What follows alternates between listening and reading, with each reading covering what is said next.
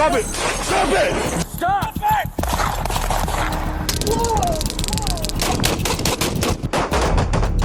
Stay there!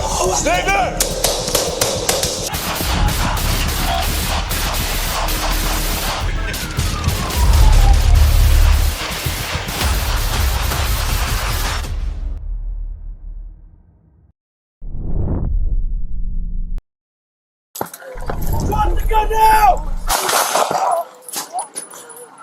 On the evening of July 23, 2021, San Diego police received reports of a shooting near University Avenue. A 29-year-old man had been shot multiple times, but was later listed in stable condition. The police helicopter located the suspect vehicle matching witness descriptions and directed patrol officers to intercept it near 54th Street. Curb line by the cafe, Glen. Looks like a short sleeve shirt. Westbound on the south curb line. Running across the street now, north curb line, El Cajon Boulevard. North curb line, Alcon Boulevard, west across street. Units are behind him, still running northbound in the parking lot of the fast food restaurant. Can't get the name of it now. Northbound in the parking lot. 3 units behind him, still making his way eastbound behind the business.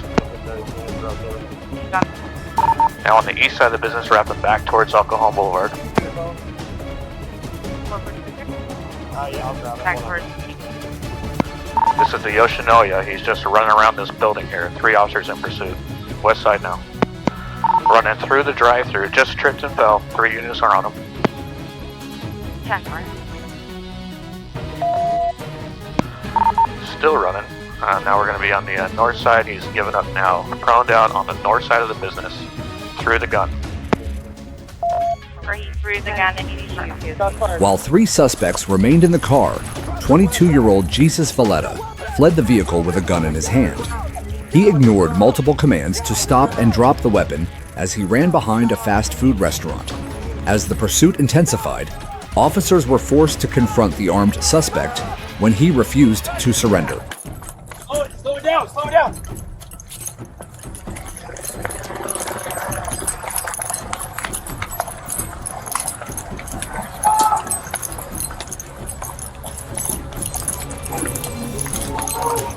Get on the ground! Get on the ground! Get on the ground! Stop the gun! Stop the gun! Don't point at me! Stop! Drop the gun! Drop the gun now!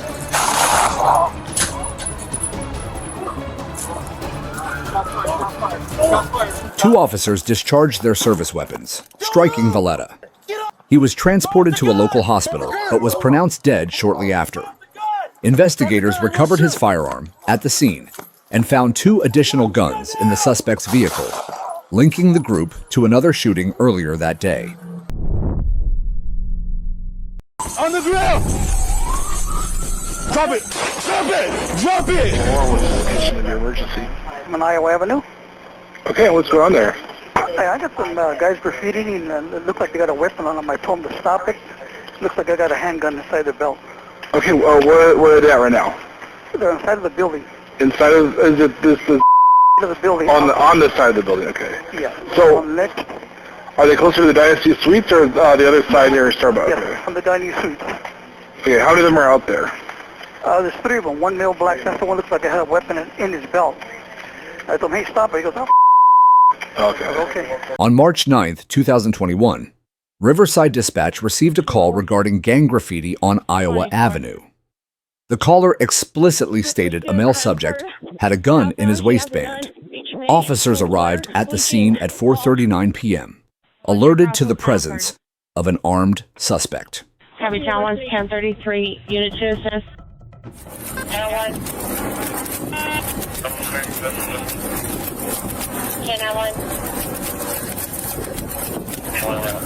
Running across on the south side of University. To your left side.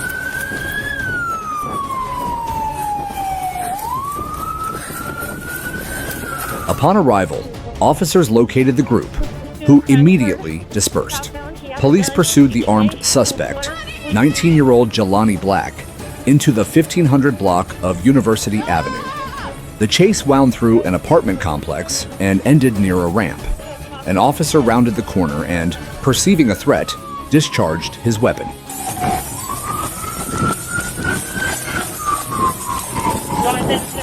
On the ground! On the ground! On the ground!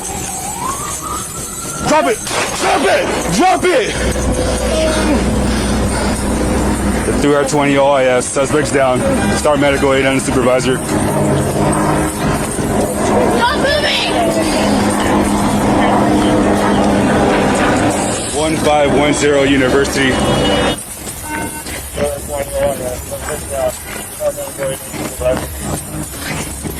Stop moving! Black was struck by gunfire and pronounced deceased at the scene. A loaded handgun was recovered next to the suspect. A second 16-year-old male was detained for vandalism. The sheriff's department is leading the investigation.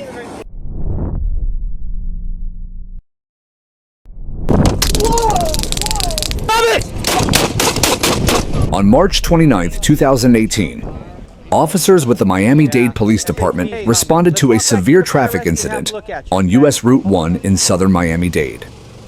A pickup truck driven by Jamal Parker, a resident of Pompano Beach, had veered off the road and overturned into the water. Officers and witnesses successfully pulled Parker to land. However, as authorities attempted to secure the scene and administer medical aid, the driver's behavior began to exhibit alarming signs of instability. It looks like he's got blood under his shirt there. Turn your hands over. Open your hands. Listen, they're gonna check you out. You're bleeding. Let them look at you. All right? Let them look at you and treat you. I want to make sure you're all right. All right? I want to make sure you're not hurt. We're just helping you, okay? Relax. Let them look at you. All right? So look over there. There's traffic over there. We're just here to help. Yeah. We're just here to help, okay? You want to lift your shoulders a little bit, okay? You want to do it in the back of the truck? No, it ain't that. You're gonna let them treat you, or you're gonna go in handcuffs and go in the back of the car that way. Either you let them treat you, or you're gonna go in handcuffs. You understand? Okay, then let them treat you. Got it? We're just gonna help you, okay? They're gonna check you out. Listen, I'm gonna tell you. Hey, listen. Listen, they're gonna treat you. Listen, man. They're gonna treat you. They gonna treat me. They're gonna treat you to make sure you're okay. They treat me to nothing. Sit down. But my duff. Sit down. Sit down. Sit down. Boss man, you don't want to do that. Sit down right now. Sit down. Listen. What you mean? Sit down. Sit down, relax. Let them treat you. Sit down. Just take a couple minutes, okay? Just take a minute over here, okay? Is that all right? Sit down. Do yourself a favor. Just sit down. This isn't like what you think it is. So just sit down right now. Sit down, relax. Make sure everybody's okay, and then we're done. All right? Good, man. No, you're not. I see. You're not. You're bleeding. No, I'm not. Yes, you are. Look at your hand. Look at your hand. Sit down. Ready? Sit down. Sit down. Sit down. Sit down. Sit down, or you're gonna get lit up. You're gonna sit down one way or another. Sit down. You ever been tased? Sit, man. Just sit. Just sit right there. He's got a taser. Drop it!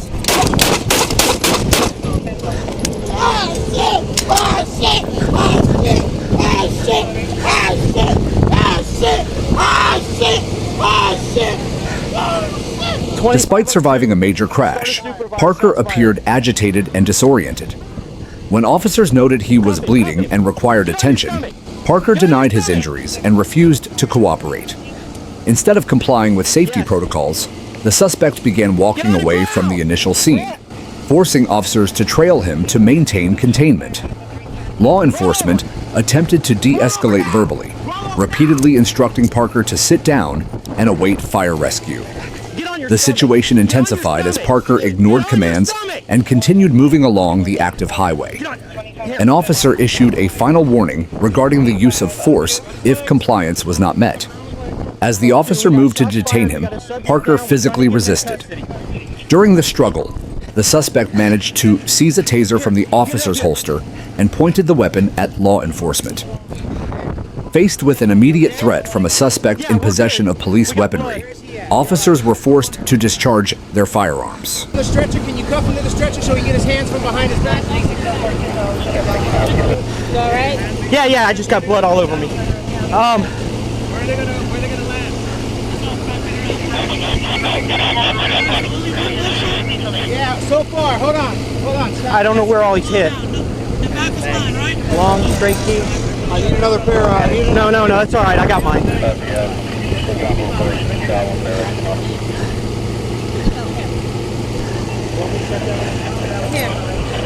Here, bail. In the leg here. Looks like left side, and we got an exit. You okay? Yeah. No. Do you take any medicine? You got any medical problems? You got any problems? Alright, drop your off. We're gonna take care of you, okay? We have no ID on it? No. Nothing on it? Hey, we got it. This is... Yes, we can't hear you. We're still trying to get this guy underneath. 25 will say, I'm sorry. Back looks good. Don't worry about it. It's us. They're asking for the reference. Hey, hold him up. We gotta get your arms in front. Have you gonna respond and get with the units on scene? They're still trying to get the subject on the gurney.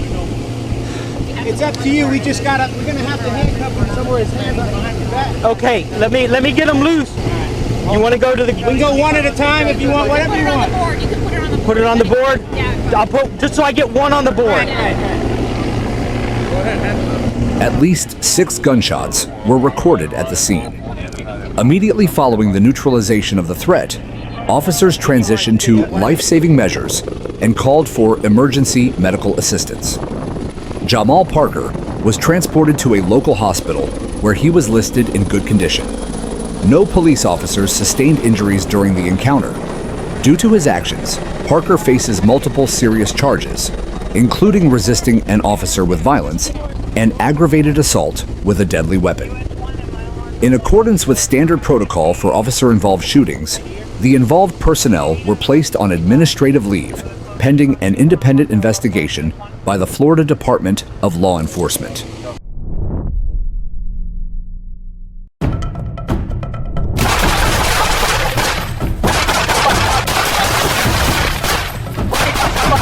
On October 23, 2010, the Lodi Police Department initiated a response regarding a white Honda Pilot near the intersection of Pleasant Avenue and Turner Road.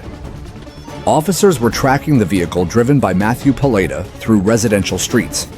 As units positioned themselves for a high-risk stop, the San Joaquin County District Attorney's Office would later conduct a critical incident review of the events that followed. The primary objective was to secure the area and safely detain the occupants. Yet the officers were unaware that the situation was about to escalate into a lethal confrontation. Watching for you closer to 102, he says Pleasant and Turner. Hey, from that stock and warrant. 102, your information is current, 2004, on Florida. 1-4-97. Don't you come up on the passenger side, there's one hiding back here. There's something back here.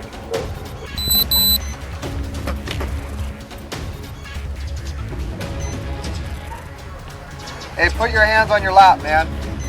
What?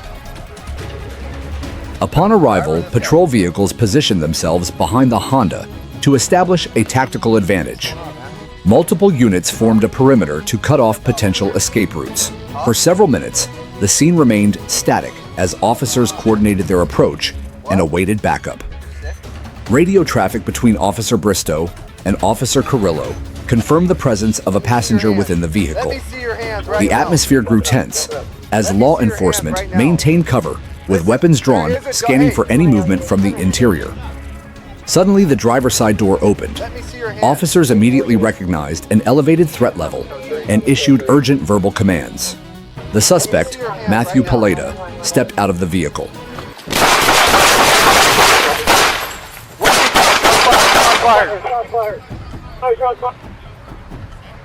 Shots fired. Let me see your hands! Let me see your hands right now!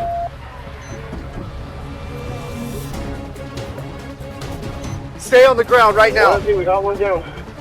Start medics. Start medics.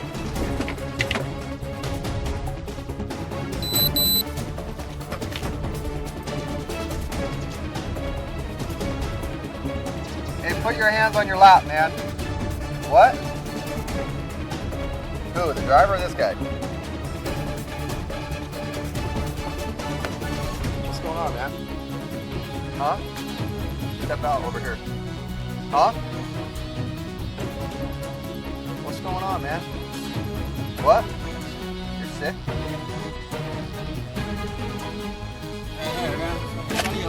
Let me see your hands. Faced with an immediate armed threat, officers discharged their service weapons to protect themselves and the community. Shots fired were reported over the radio immediately following the engagement. Emergency medical services were dispatched to the scene to render aid. Despite life-saving efforts, the confrontation resulted in the death of Matthew Palea. Following an extensive investigation involving the Lodi Police Department, the San Joaquin County Sheriff Coroner, and the California Department of Justice, the District Attorney's Office released its official findings. The report concluded that the use of deadly force by the Lodi police officers was legally justified, given the imminent danger presented at the scene. Stay back! Stay back!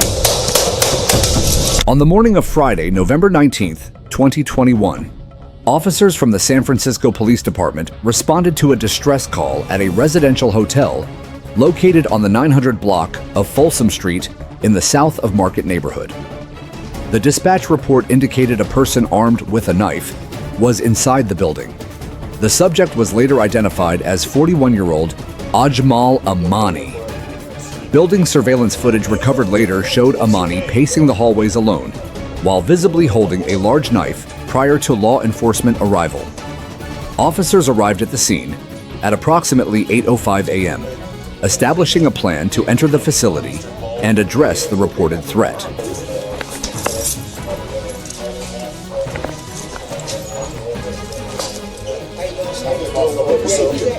He got a knife like this. Get him out of there. Okay. Shake it like a okay. All right, here, can we talk to you guys? Okay, so he's in room. Okay, all right. He came in with the...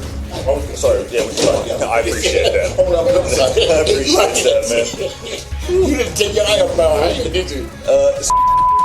Is he a tenant? Is he a guest? Okay. What's his name? His name is Armani. Armani? AJ? Armani. Okay. Okay. You got it. You came at me. Does he still have the knife? Yes. Just me. Just like that. Okay. All right. He came at me. Did you say anything to you, sir?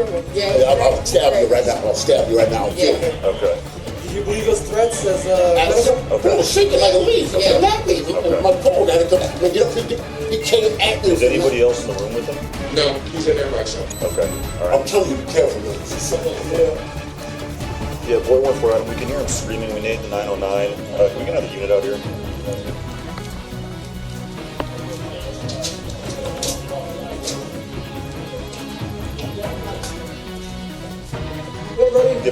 Get back in here. What's your name? What's your name? Hold up.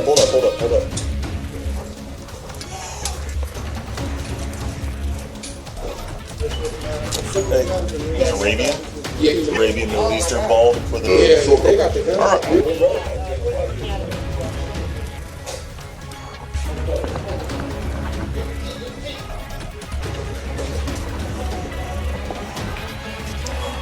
reason we're going to stay here is because if we go down there, this room is probably right there to the left. No? Come on, motherfucker! Hey, Armani! Shut the fuck up! Armani, we just want to talk to you. Don't disturb me! Armani, nobody wants to hurt you. Nobody wants to hurt you, okay? Don't disturb me! Armani, we just want to talk to you. No, don't talk to me! Get the fuck out! You want to talk to you, Armani? Don't talk with me! Leave me the fuck alone! Armani! Hey! Stay back! Stay back! Stop! Boy 14 out, code 33, shots fired in the hallway. Armani, let me see your hands! Body camera footage documents the officers entering the complex and navigating the narrow corridors and stairwells of the residential hotel. The confined nature of the environment presented significant tactical challenges as they searched for the subject. Upon reaching the hallway where the suspect was located, officers made visual contact with Amani, who was initially on the ground. The officers drew their service weapons and issued verbal commands attempting to gain compliance from the subject. The interaction intensified rapidly when Amani stood up. Disregarding the commands to surrender, the suspect charged directly toward the officers with the knife in his hand, closing the distance in the narrow hallway. Nobody wants to hurt you. Nobody wants to hurt you, okay? No, that's not me. Armani, we just want to talk to you. No, don't talk to me. Shit, get the fuck out. You want to talk to you, Armani? Don't talk with me. Leave me the fuck alone.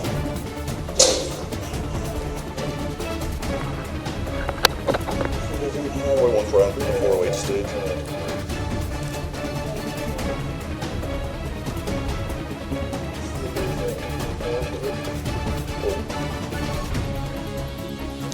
We'll wait for the 13 to get the level of no bodies.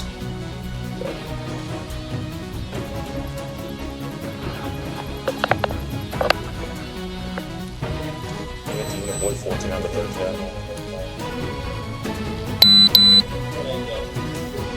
You gonna bring a shield up with you? Armani! Armani! Stay! Stay back! Stay back! Stop! Stop! Boy 14 out, code 33, shots fired in the hallway. Armani, let me see your hands!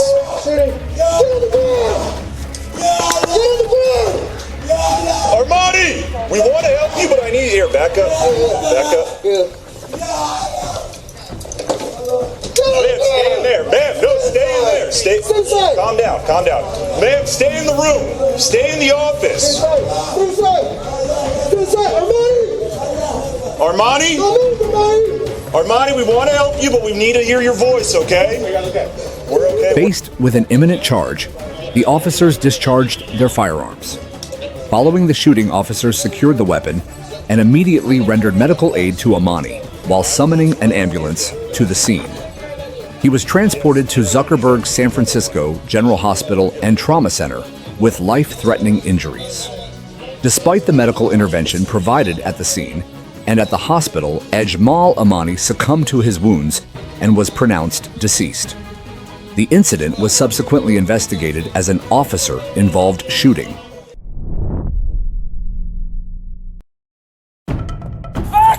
Stop!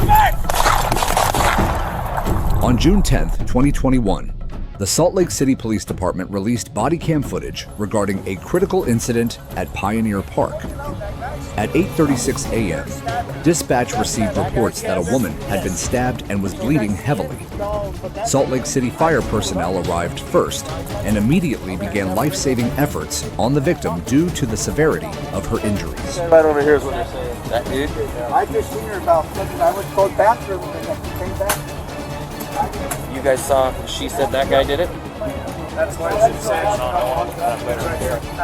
Good. Okay. Alright. Let's go find him. 911. 911. Myself, 916, you're going to be... Hey, he's got the knife in his hand. Yo! Put the knife down! Put it down! Put the knife down! Taser. Put the knife down! Stop!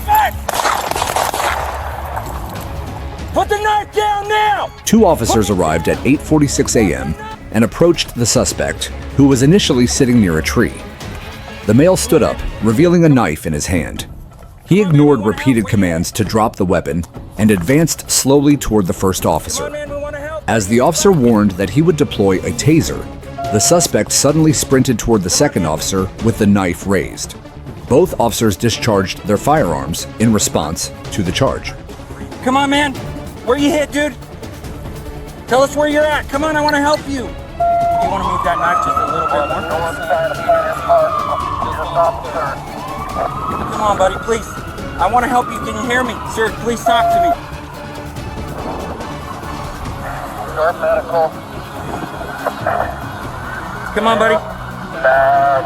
40 years old, I'm guessing. Barely conscious.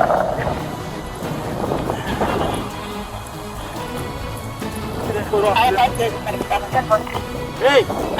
He won't respond. I've been trying to get him to respond.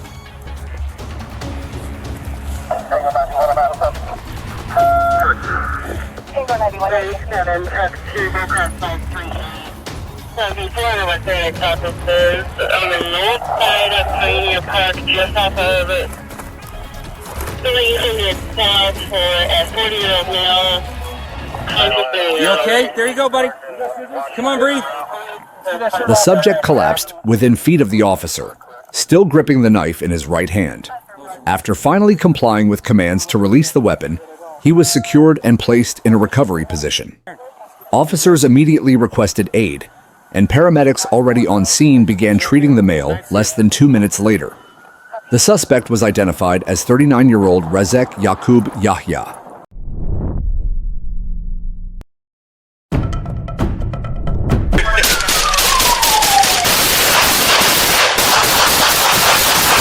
The Anaheim Police Department in California has released bodycam footage documenting an officer-involved shooting.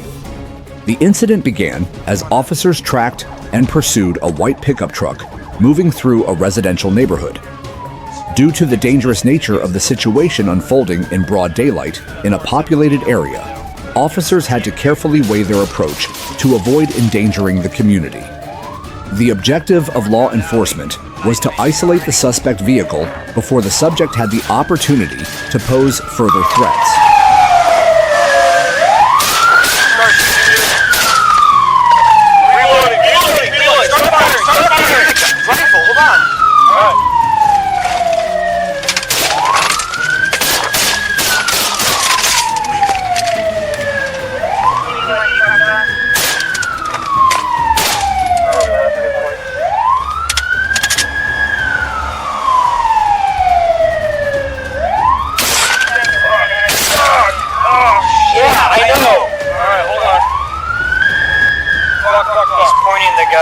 At us, and then at himself. Both officers 998 so far, code 4. We are eastbound water.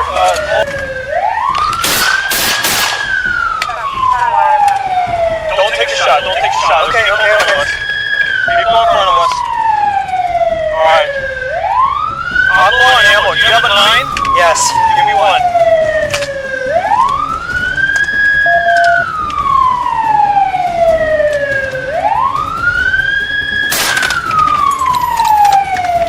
Subject is hit. I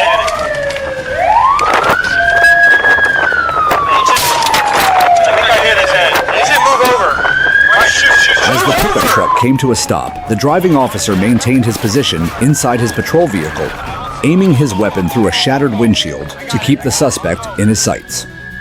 Commands for cooperation were issued repeatedly, but the driver showed signs of non-compliance. The moment the suspect opened the car door and stepped out with a gesture perceived as a direct threat, officers on the scene immediately discharged their weapons to neutralize the subject. The action unfolded rapidly, demanding immediate reflexes from law enforcement in a high-tension environment. All right, he's done. He's done. All right. Okay. Okay. Watch your back. He's good. He's good. Watch the house. Watch the house. People are gonna come out. We're back at 512. We need medics. Hey, that's it. That's his dad. Watch it. Watch it. Watch it. That's his dad. All right. Okay. Hold on. Hold on. You got another glove? You got another? I got it. I got it. All right. Just watch perimeter. Fuck. Can't fucking hear. Neither can I. All right. I'm sorry, buddy. It's okay. All right. Hold on. The gun. You got the gun? Get that gun. Hey, there's... Hold on, buddy. You okay? I'm fine. You good? Yes, I'm fine. Stay in the house. Stay in the house. I know. Stay in the house. Stay in the house, Where's please. the gun?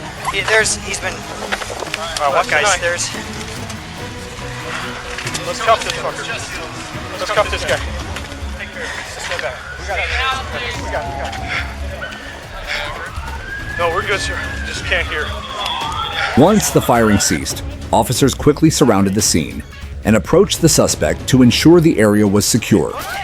First aid and medical assistance protocols were activated immediately thereafter in accordance with departmental policy. The Orange County District Attorney's Office subsequently took over the case file to conduct an independent and comprehensive investigation. The purpose of this inquiry is to review the legality of the officer's decision to use force based on the evidence collected at the scene.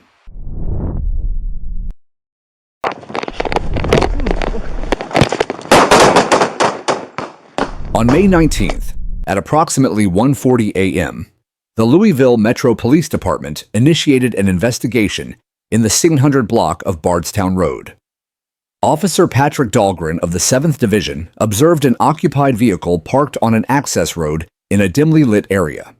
Upon approaching the vehicle to conduct a check, Officer Dahlgren detected a strong odor of marijuana emanating from the car, with contraband visible in plain sight. The occupant was identified as DeCedric Binford. Following standard safety protocols, the officer requested Binford to exit the vehicle to conduct a preliminary weapons check. So why don't you come out of the car and talk to me, man? You got ID on you? Is it in that wallet?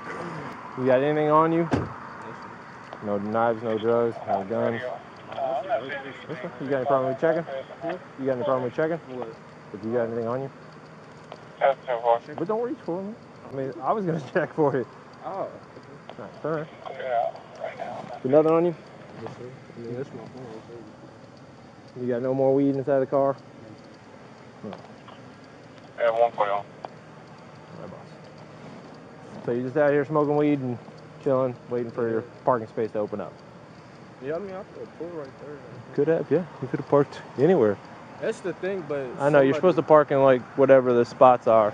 Yeah, he's just... To your number. He's just my... That's my 2 cars. So which apartment is yours? This one right here. You got the ID? Oh, yeah.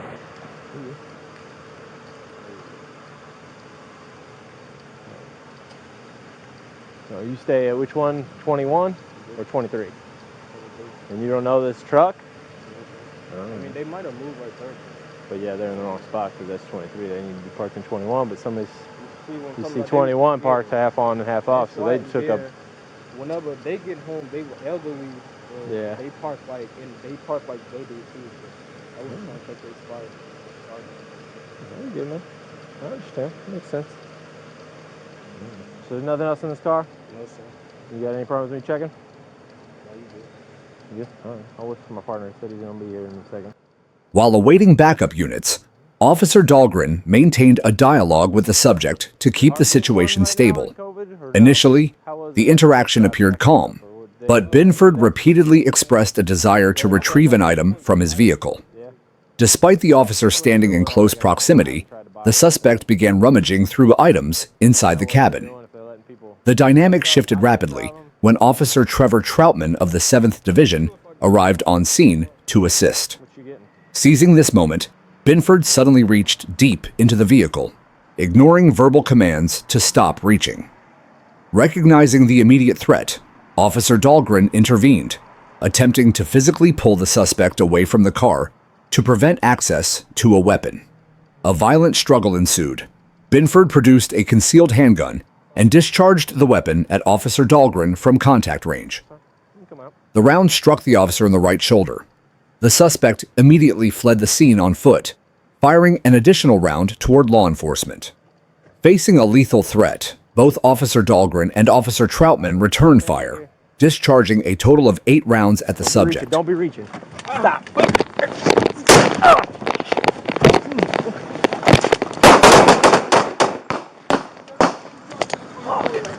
I'm good. 723 Adam radio. 721 Echo. I got shots fired. Bardstown, Cedar Oak, shots fired. On Holly right here. Got move! Green Eagle, what was your location?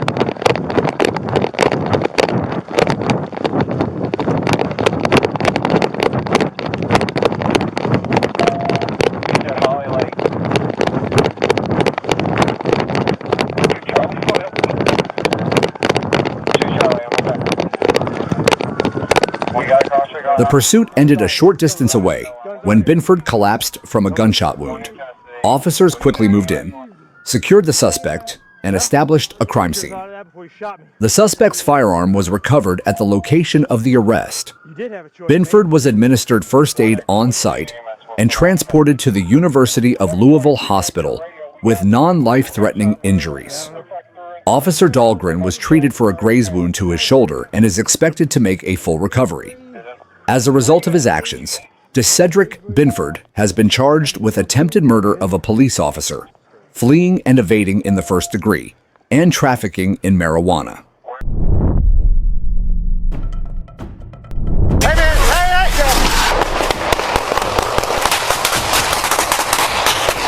On a Wednesday afternoon, units from the Seattle Police Department and King County Sheriff's Office launched a specialized operation in the Belltown neighborhood. This enforcement action was a direct response to persistent community complaints regarding open-air drug trafficking near 3rd Avenue and Blanchard Street. Their objective was to contact and arrest a suspect seated in a vehicle around 2:45 p.m. So I stopped you for the car. These guys have another reason why they want to talk to you, okay?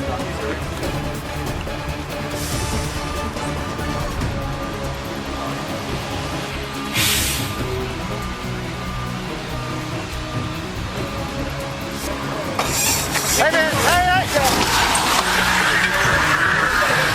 Yo, relax. Stop. I got.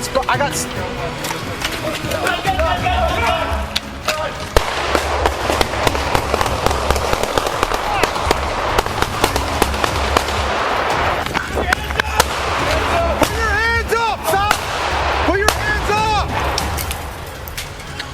Guys, let's move. Hey, everybody chill. He's not moving. Come to my side. We'll move up and look at him. All right? Do I have 3 on me? John, you got 4. I'm moving up. Moving. Guys. Officers established a perimeter around the vehicle and issued verbal commands for the driver to cooperate. However, the suspect refused initial orders, and the situation escalated immediately. The 25-year-old male attempted to maneuver the vehicle to escape, striking a patrol car and causing a multi-vehicle collision with nearby civilian traffic. As officers closed in to contain the pinned vehicle, they reported observing a firearm in the suspect's possession. Faced with a perceived lethal threat, officers and deputies discharged their service weapons toward the driver.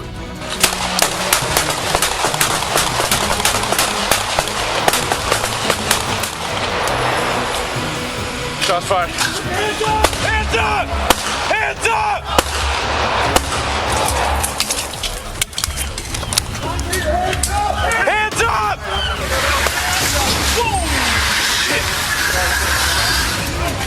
Get out of the car! Get out of the car! The suspect was struck by gunfire, but sustained injuries determined to be non-life-threatening. Medics responded rapidly to render aid and transported the man to Harborview Medical Center. In accordance with Initiative 940, the South King County Valley Investigative Unit will lead an independent inquiry into the use of force during this incident, while Seattle detectives continue the separate criminal investigation regarding the suspect.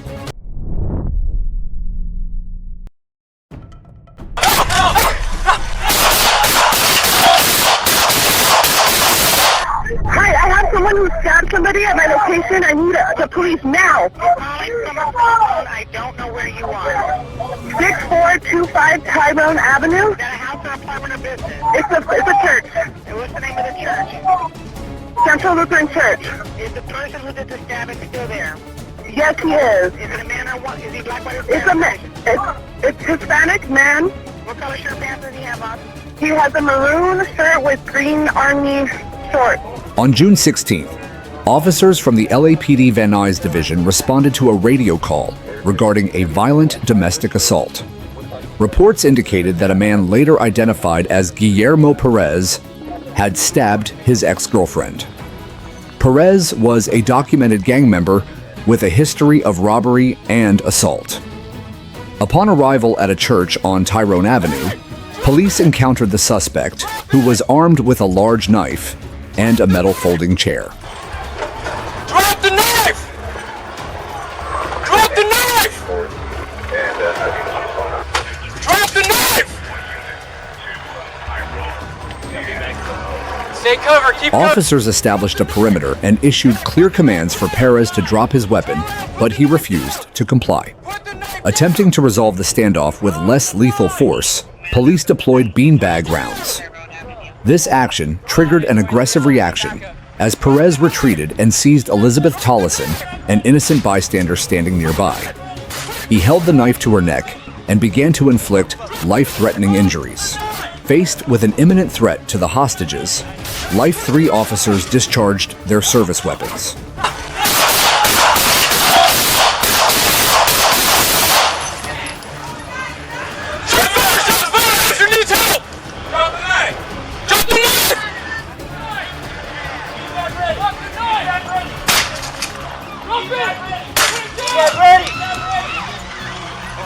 A total of 18 rounds were fired to stop the assailant.